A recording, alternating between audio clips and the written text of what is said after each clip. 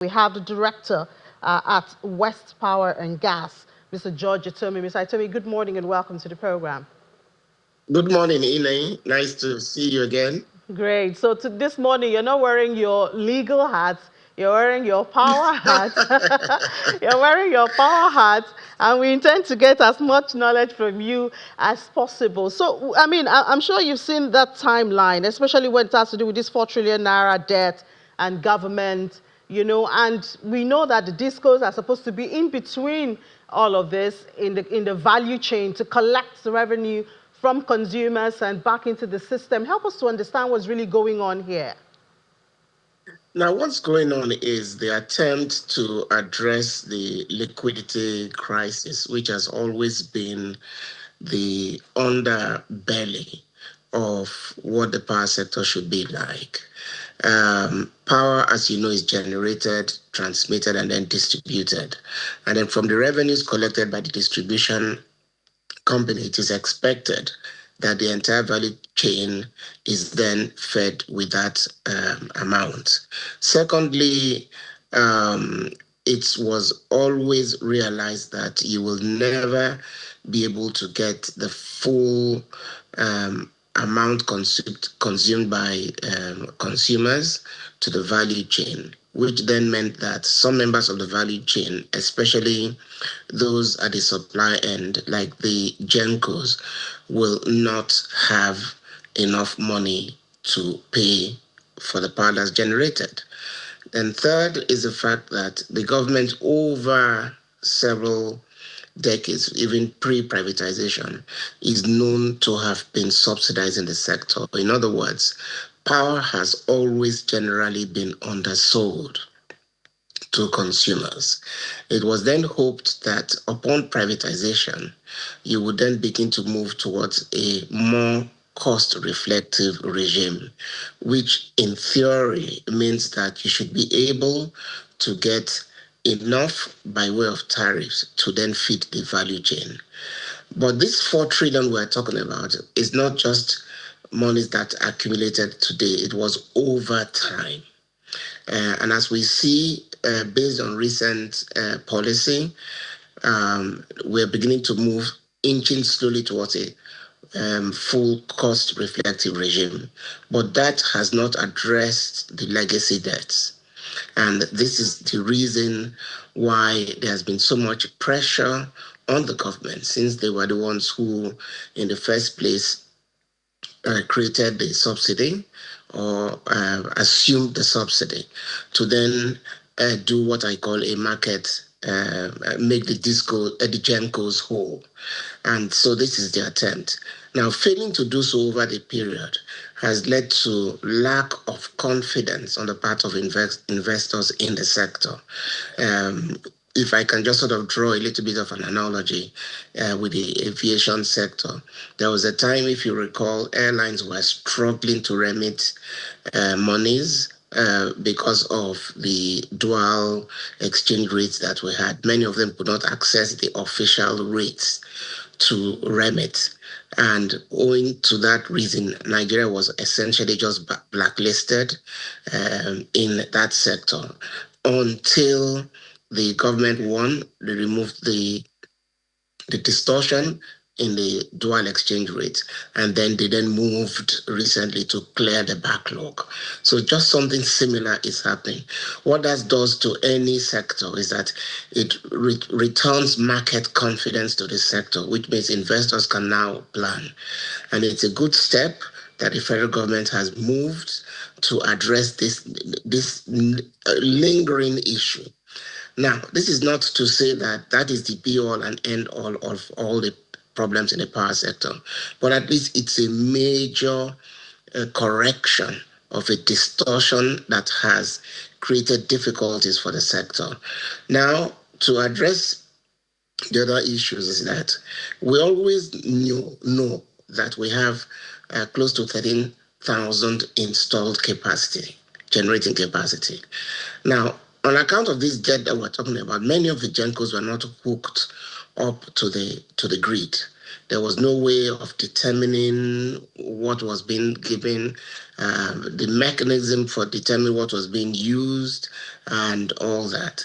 With TCN now acquiring the SCADA, the SCADA is what enables you troubleshoot and know what exactly is going on in your network.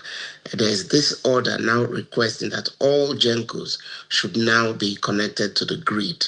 This is to create certainty about how much power, because we always bandy figures around how much power we truly have available in the sector. So that's on the supply end. Then you now look at the transportation end, which is the TCN. We know that this TCN has had problems with the grid. Grid is antiquated.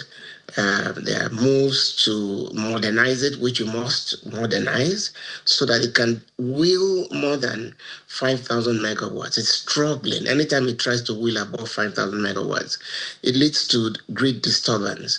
So that's often a problem the sector has had to battle with, because no matter how well the generating side is generating power, if all you can do is wheel half or less than half of that power, there's not much the distribution companies can do. The distribution companies will only manage what has been willed to them, which will then give to customers. Then we come to the distribution end. The distribution end also has its challenges. Again, the measure by which a distribution company works, its ability to reduce the ATC and C losses, the aggregate technical, commercial, and collection losses. And the discos have been given various levels at which they must curb these losses. Um, it's a struggle because the disco network, many of them require upgrading, if not total overhauling, so that you don't have this incessant outage. Even when there's power, at times it goes on, it goes off. Once there's the whiff of rainfall or a storm, it goes off. All these have to do with systems that are not robust enough to deal with the vagaries of disturbances externally. So the discos themselves need to upgrade their networks. So if you then look at then how the value chain works, you deal with generation, then um, through measures that have been taken, we deal with the issue of TCN. And then on the distribution side, you now begin to have more robust networks. I think we will be well on the way towards having a holistic power value chain that addresses the needs of Nigerians. To give an idea of how difficult this problem is, if you remove if you just remove what it takes for individuals to privately power their needs, you give an idea of how very lucrative this market could be. So really, it's a market that's crying for patronage, but it must start with policy, and that's now being addressed, and then we can then see how investors react to it. So this is really what's going on in the power sector. Mr. Etomi, but also help us to understand the aspects of subsidy and, the service reflective or cost reflective pricing, which is what, I mean, we've had several conversations on this. What's the status of subsidy now in the electricity sector? And from what you hear, what can consumers expect in the coming days? In the coming days, as I told you, I always liken the power sector to any economy that has gone rogue for a long time. It's like a car going downhill. before you come up, you must get to the bottom and then start coming up. I'm hoping that at this point, I think we've reached the bottom of the power sector. We're now beginning the arduous climb back up. And that's why it is important to have this alignment I just discussed. Because once you have that alignment, then you'll be well on the way to addressing consumer needs. And then don't forget, like the telecom sector, the power sector too is going to go through technological disruptions. If you recall, when we had only landlines in Nigeria, nobody expected that the mobile telephony would become as robust as it is until GSM technology came. And that has totally changed the landscape of the telecom sector. We're going to see renewables do the same thing with the power sector. And with renewables and other forms of power. Right now, the major source of power is through our thermal plants, the gas, which is gas is a feedstock. But now, the hydro will come more and more into play. Hydro will now probably take a higher percentage. Then we'll be looking at solar, we'll be looking at waste to power. We're beginning to see states locking into that. I'm talking about states. One of the things we consumers should be looking forward to is how a lot of the reforms in the power the power allocation now works to the benefit of consumers. States can now participate in the entire value chain. I advise states not to get into the subsidy business, but what they should do is get into robust regulation that will encourage investments in those states. Many states have captive sources of electricity, which they can capture and then generate and embed into the main distribution companies in those states. My mind goes to Enugu State, where there's a lot of coal.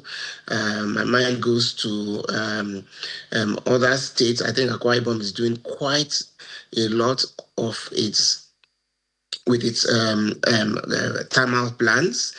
Not everything they produce there goes to the grid. So, with the state actors coming in, provided there is again a synergy created between state regulators and the national regulator, um, we will begin to see that the sector will slowly begin to address the needs of Nigerians. We cannot wait. I cannot say it enough that power is the bedrock. It holds the key to the diversification of this economy. So it's a no-brainer. It's a non-starter for us not to address the sector in the way we should address it. We should give so much priority to it. Power, in fact, is even tied to our own security. To national security, it's tied to your food security. It's tied to everything. It powers just about everything. It's even tied to your happiness as an individual. So you can see why people get so passionate whenever we discuss the power thing. But then we must not allow emotions to run away from what needs to be done. Some people are saying, "Oh, go back, cancel the privatization." Get government back, please. That's not the way to go at all. It's ill-advised. It will just take us back to square one. No government can survive a subsidy regime because it becomes heavily political. You can already see what's going on with Enugu Disco and the main is it mainstream or what main the main disco there, the power group there. They're not happy with the way the regulator interjected with regard to tariffs. There is a tariff methodology. And the way it happens is that the DISCO is the one who originates the request for a tariff increase based on studies it has done because they are the ones who deal with the consumers. They present this to the regulator, who then looks at so many other factors and then work out a tariff method. But the regulator should not just announce a tariff without even consultations with the DISCO. Because how does the DISCO meet with its operating costs? If you are saying they should clip off a certain amount of money and you have not told them how they can recoup that one. All right. So we need alignment, we need collaboration, But all in all, I think we're moving in the right direction. All right, Mr. Etomi, thank you so much for that. I remember when that Enugu incident or announcement was made, and a lot of people were citing, oh, let's do like Enugu, other states to copy, but I guess they did not understand, Exactly. the background and the backstory of it. But thank you so much, Director at West Power and Gas, for sharing the insights with us.